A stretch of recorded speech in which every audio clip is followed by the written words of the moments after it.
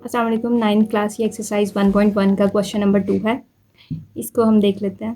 Represent the following numbers on number line. हमने इस number को देखना है कि ये नंबर लाइन पर कहाँ पे रिप्रेजेंट कर रहा है, कहाँ पे लाई कर रहा है। तो उसके लिए हम नंबर लाइन एक ड्रॉ कर लेते हैं इस तरह से। ये 2 सेंटीमीटर का हम डिस्टेंस रख लेते हैं इसमें, इस तरह से 10, 12 और यहाँ पे एरो लगा देंगे कि ये चल रहा है, दूसरी तरफ इसकी डायरेक्शन है। और सेंटर में यहाँ पे हम ज़ीरो और राइट साइड पे यहाँ पे पॉजिटिव वैल्यूज़ होती हैं और यहाँ पे नेगेटिव वैल्यूज़ -2, -3। अब हम देख लेते हैं कि √2 की क्या वैल्यू है। तो ये अप्रोक्सीमेटली इक्वल है 1.414। अब हमने देखना है कि वो कहाँ पे लाई कर रहा है। उसके लिए हमारे पास एक मेथड है पाइथागोरस थ्योरम, उसको हम देख लेते हैं यहाँ पे इस तरह से। ये मेरे पास परपेंडिकुलर है, ये बेस है और ये है हाइपोटेनियस। अब यहाँ पे हम वो थ्योरम लगा लेते हैं, बाय पाइथागोरस थ्योरम। इस तरह से बेस का स्क्वायर प्लस परपेंडिकुलर का स्क्वायर। अब यहाँ पे जो हम बेस है वो 1 रख लेते हैं। अगर हम परपेंडिकुलर और बेस 1 रखेंगे तो फिर हमारे पास हाइपोटेनियस की वैल्यू आएगी। अब हाइपोटेनियस क्या है हमारे पास, इसको ए का नाम दे लेते हैं, इसको बी का नाम दे लेते हैं और यहाँ पे सी का नाम दे लेते हैं। डायग्राम वाज़े से नज़र आए इसलिए मैं यहाँ पे बना लेती हूँ दोबारा से ए, बी और सी। ये हमने फाइंड करना है। इसकी वैल्यू मैंने 1 रखी और इसकी वैल्यू भी 1 रखी, परपेंडिकुलर की और बेस की 1 वैल्यू रखी। और फिर उसके बाद मुझे मालूम होगा कि हाइपोटेनियस क्या है। अब हाइपोटेनियस क्या है, ए और सी इस तरह से, और बेस क्या है ए और बी का स्क्वायर प्लस परपेंडिकुलर क्या है सी, बी और सी। अब ए बी क्या है 1, बी सी की क्या वैल्यू है 1 और ए सी ये हमने फाइंड करना है। इसके लिए 1 का स्क्वायर 1, 1 और ये 2 ए सी स्क्वायर इस तरह से। अब हम दोनों पर अंडर रूट ले लेते हैं, ए सी का स्क्वायर 2, ये इससे कैंसिल और ए सी हमारे पास क्या आया है √2। ये जो वैल्यू है अगर हम बेस और परपेंडिकुलर 1 रखें तो फिर हमारे पास जो हाइपोटेनियस है उसकी वैल्यू √2 आएगी। अब हम देखेंगे कि ये कहाँ पे लाई कर रहा है। ये √2,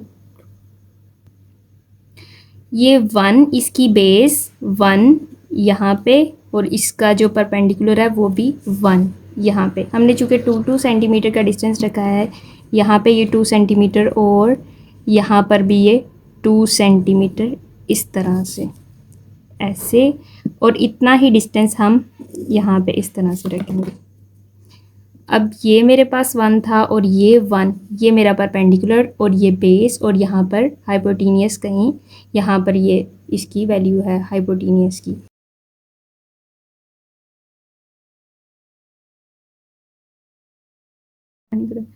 अब यहाँ से आपने कंपास रख के इस तरह से इस पॉइंट पे आपने कंपास रखनी है और इस पॉइंट से इस तरह से ये एग्जैक्टली यहाँ पे लाई करेगा। और इस पॉइंट को आप नाम, इस पॉइंट को पी का नाम दे दें, ये हमारा ए है, ये बी है। आपने ये जो आर्क लगानी है आपने ये कंपास के साथ लगानी है। ये जो पॉइंट है ये यहाँ पे ये जो √2 है ये लाई कर रहा है।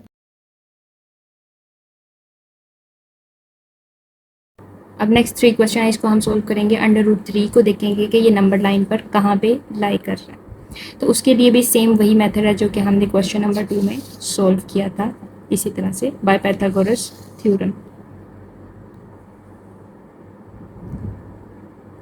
ये पिछले क्वेश्चन में था कि √2 अगर हम हाइपोटेनियस, अगर हम बेस और परपेंडिकुलर को 1, 1 रखें तो हमारे पास जो हाइपोटेनियस है वो √2 आता है। और इसी तरह अगर हम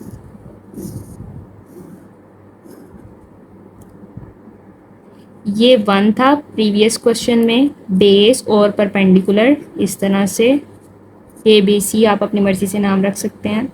ये हमारे पास हाइपोटीनियस √2 था।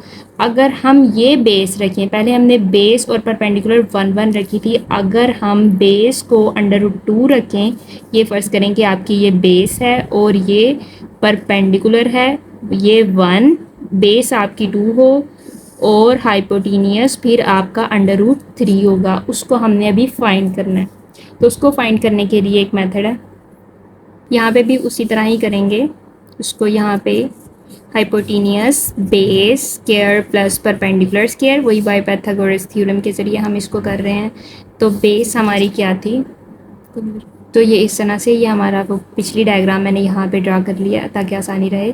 ये बेस, ये परपेंडिकुलर, ये बेस और ये हाइपोटीनियस, ये पिछली डायग्राम थी।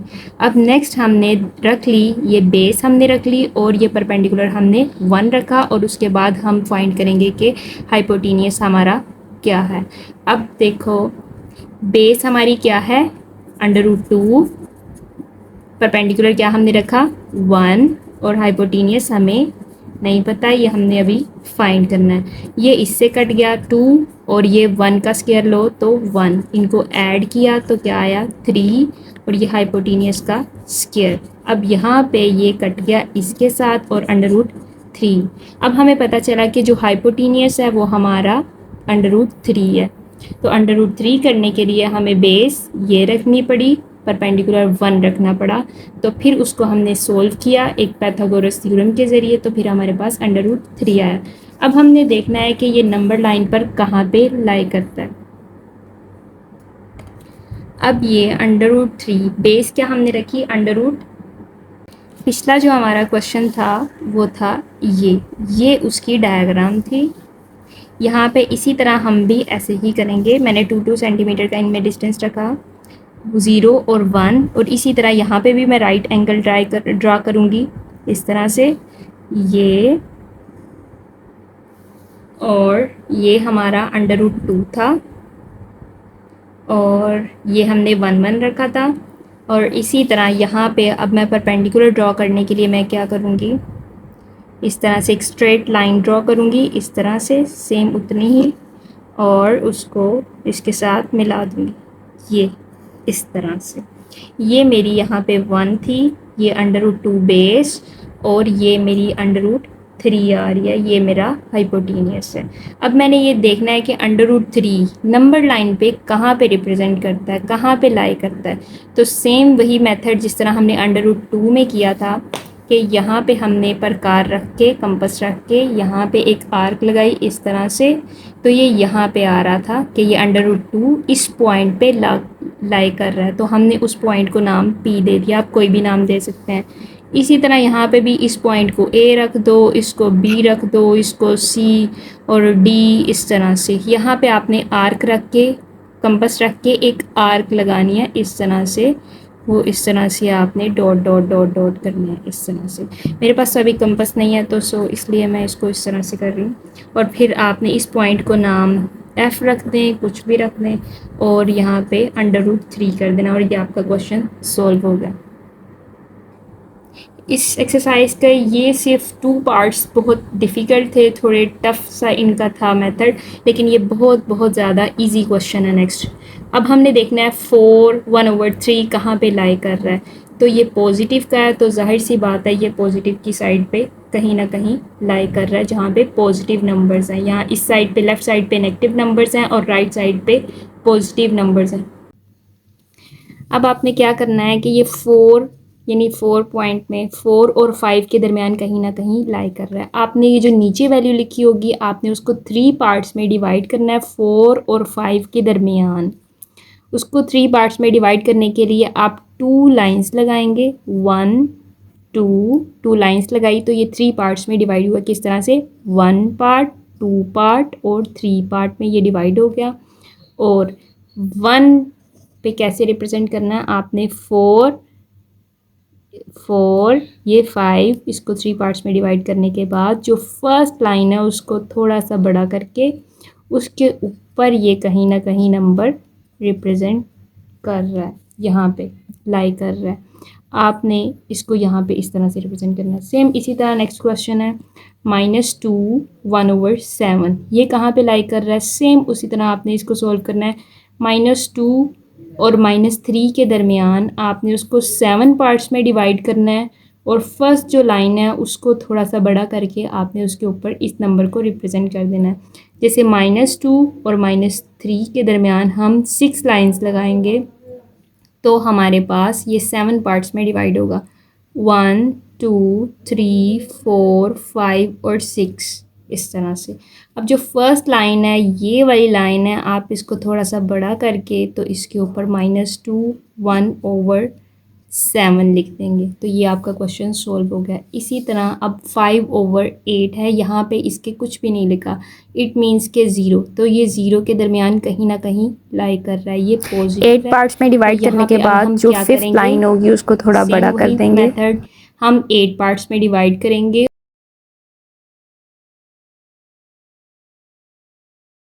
यहाँ पे इस तरह से 1 2 3 4 5 6 7 लाइंस लगाई और ये इक्वल 8 पार्ट्स में डिवाइड हो गया।